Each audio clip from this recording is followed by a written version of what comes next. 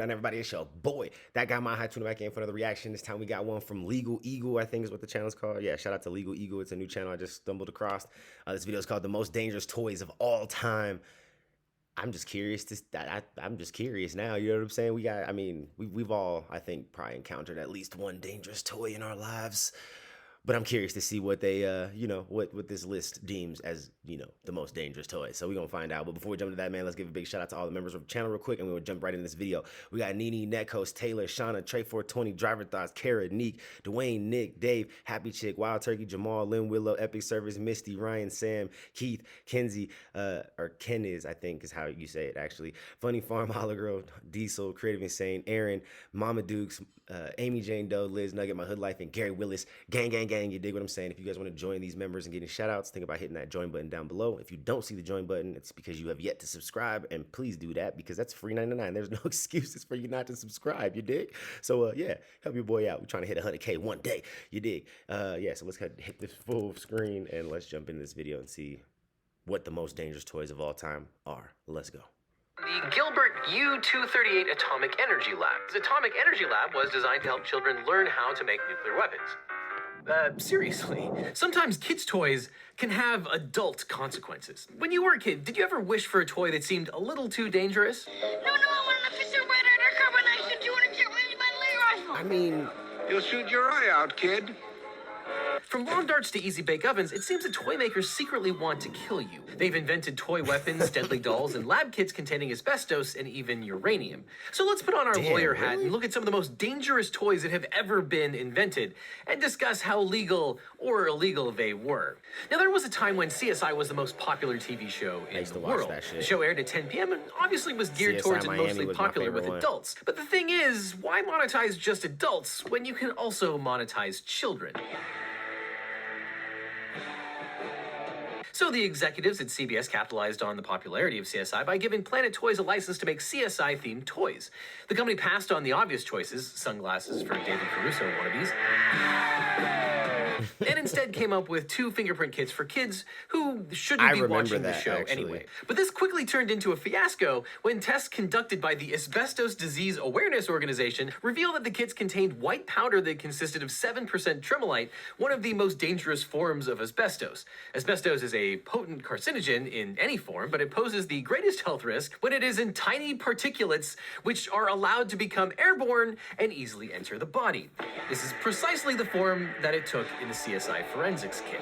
When confronted with the test results, Planet Toys told retailers to stop sales of the CSI. Did any of you guys have one of these CSI fingerprint kits? I remember this. I used to want one. I'm super glad that I never got one, obviously, now. Like, knowing now that there was asbestos in this shit, and, the most deadly form of it even. But yeah, I remember this toy, bro. That's fucking wild. Holy shit. Exam kit. However, the company refused to stop selling the CSI lab kit, which contained the same fingerprint powder, and it refused to voluntarily recall either of the products. As you might have guessed, this didn't end well for Planet Toys, which filed for Chapter 7 bankruptcy in 2009, declaring liabilities of at least $10 million. Chapter 7 bankruptcy is the kind of bankruptcy where there's no reorganization or managing of debts. The company just gives up. A good idea to quit while you're ahead instead of losing a bunch of money and seeing the mesotheliomic consequences of your actions 40 years down the line. And not surprisingly, CBS later settled a class action lawsuit brought by the people who had purchased those kits. Now that takes us to the swing wing.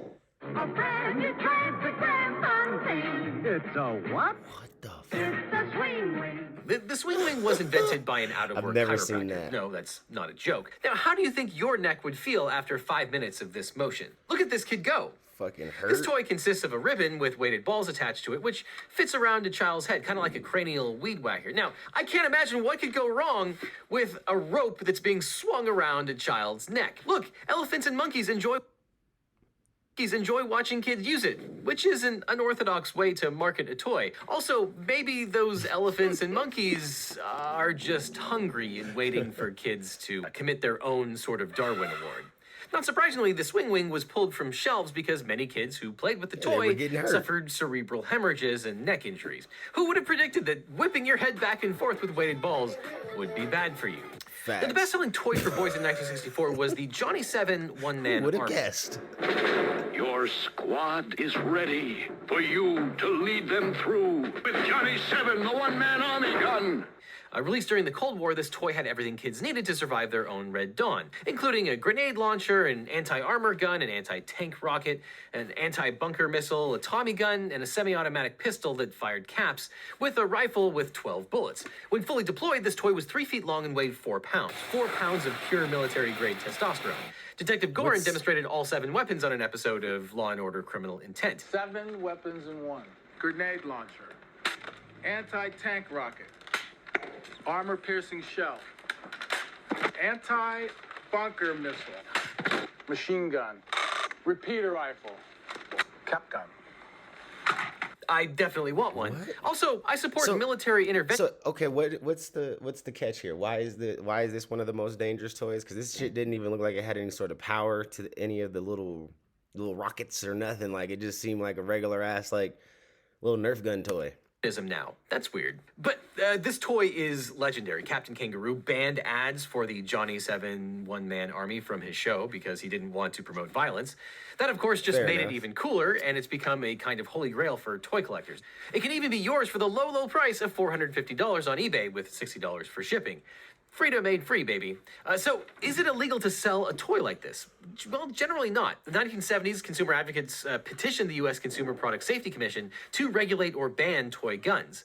The federal government considered it for years. But See, I think the only thing about the toy gun stuff is the fact that like some people have tried to do crimes with toy guns, and if they look too realistic, like obviously there could be real life implications of you getting hurt and potentially getting shot with a real gun. So like I get it, but I'm this one I'm still trying to figure. I'm trying to grasp what the eventually agreed to allow toy makers to toy create is. their own list of voluntary standards. These standards focus on warning labels and clear instructions, but leave the design of the toys largely up to the manufacturer. Today, there's just one federal law regulating toy guns, 15 U.S.C. Section 5001, which requires toy guns to have a blaze orange plug on the muzzle to distinguish toy guns from the real thing. This law was passed in 1986, and it applies retroactively to all toys manufactured, designed, and produced since 1898. However, the law does not stop the end user from modifying the weapon.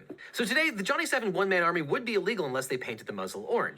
But don't come crying to me if the police shoot your children as a result. I'm just kidding. The police will shoot your children anyway. And that takes us from guns to vegetables. Developed in 1978 by Xavier Holy Roberts, shit. Cabbage Patch Kids dolls were all the rage in the 1980s and came in many variations. Hasbro bought the rights to the brand and started producing a line of Cabbage Patch Kids with various functions. Enter 1995's Snack Time Kids, a munching and chewing doll, which sounds like a nightmare, and for hundreds or thousands of kids, it probably did inspire a few nightmares. As you can see, the dolls had moving mouths and let kids feed these fat dolls with plastic snacks. After the kids fed the doll, the food was deposited into a backpack. Obviously, this has all the hallmarks of a bad idea. What kid would stop with the plastic French fries and gum, and why not try feeding the dolls real food? If parents weren't paying attention and any food got stuck, the food just stayed there until it rotted. But that wasn't the biggest problem with these dolls. the fingers. The biggest problem was that these Snack Time Cabbage Patch Kids had a taste for human flesh, or at least hair.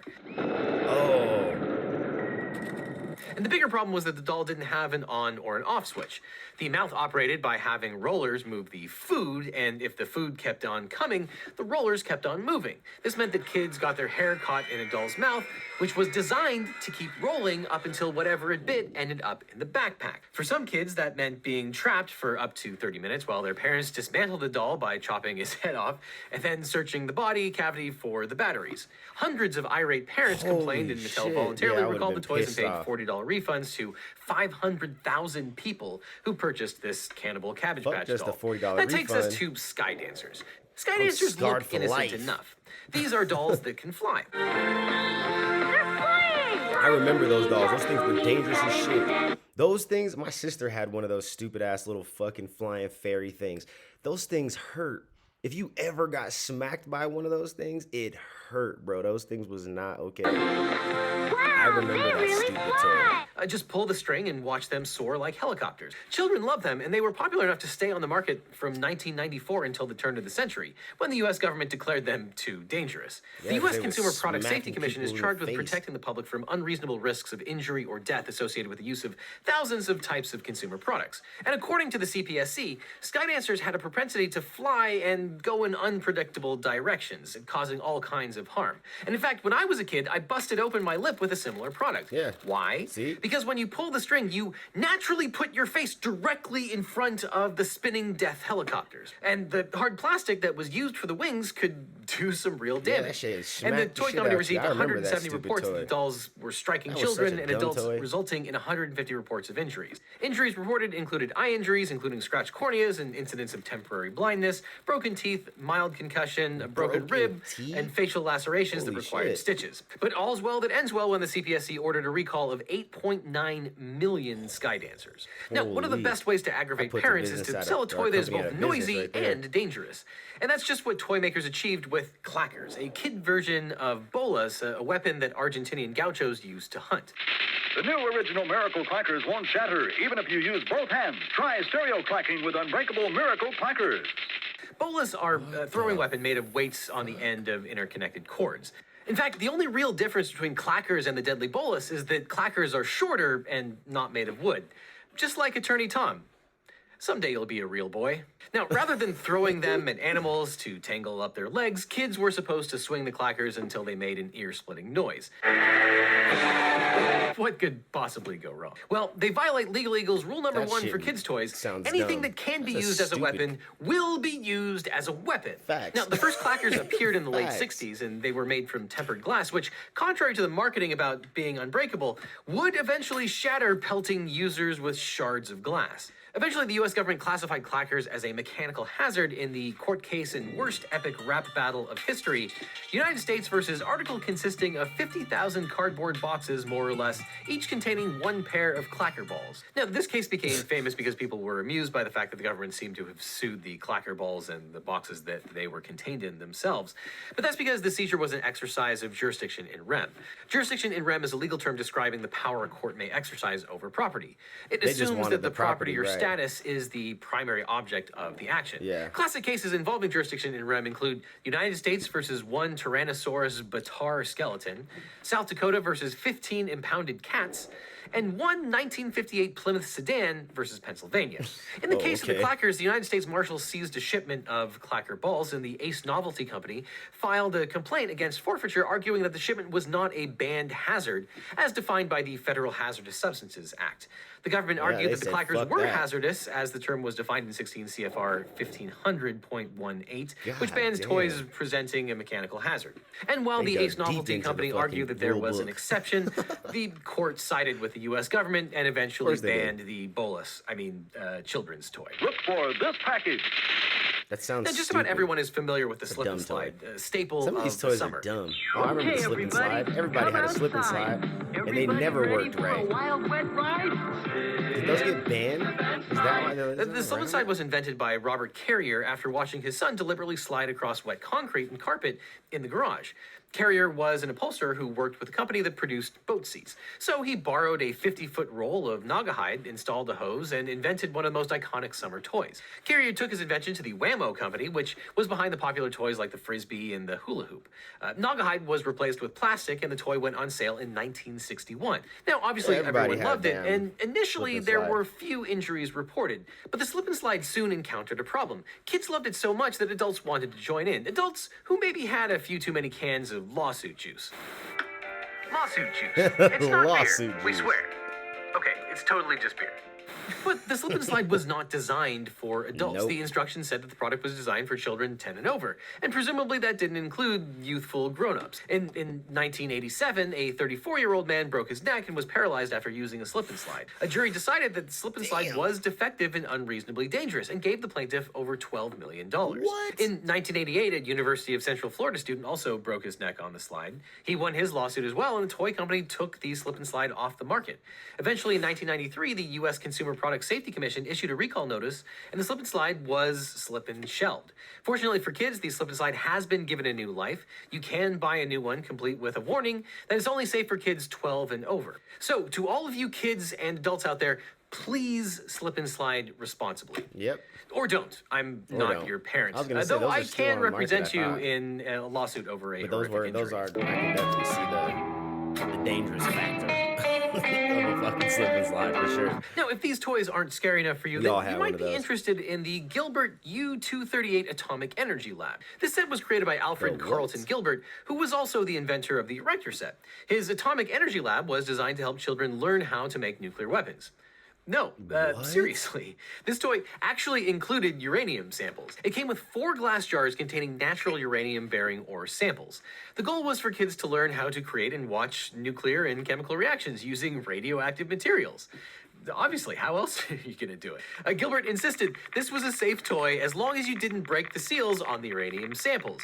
You know how kids don't break the toys that they're given? Luckily, the lab included a real Geiger counter, an electroscope, a Wilson cloud chamber, and some This low-level is radiation by far the sources, most dumb including toy zinc, ever. polonium, and ruthenium isotopes labeled alpha, beta, and gamma, depending on which particular radiation particles they emitted. Now, the product catalog explains that the atomic reactions are beautiful to watch. They're particularly beautiful once you've had the kit long enough to grow a third eyeball. And despite the hype, this toy never caught on, and fewer than 5,000 kits were ever sold. It cost $47 in the 1950s, which was the equivalent of at least $550 today. Now, the Atomic Energy Lab was meant to make kids smarter, but it would have only resulted in kids getting a third arm. But one non-radioactive way for Making kids them and adults to sterile? actually learn The about fuck? mathematics and science is through today's sponsor, Brilliant. Brilliant is an online learning platform for STEM Shout out to your.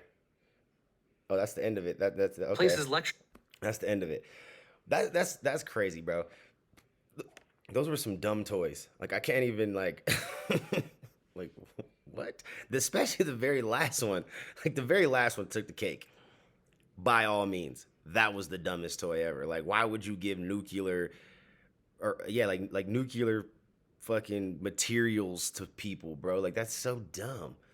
God, some of the things that we did in the 50s and the 40s and the whatever, you know what I'm saying? Them early times, some early 1900s, like we was on some shit, bro. We was doing some dumb shit, bro. That was dumb. Anyways, man, y'all know what you thought about that down in the comments below. I'm gonna catch you on the next one.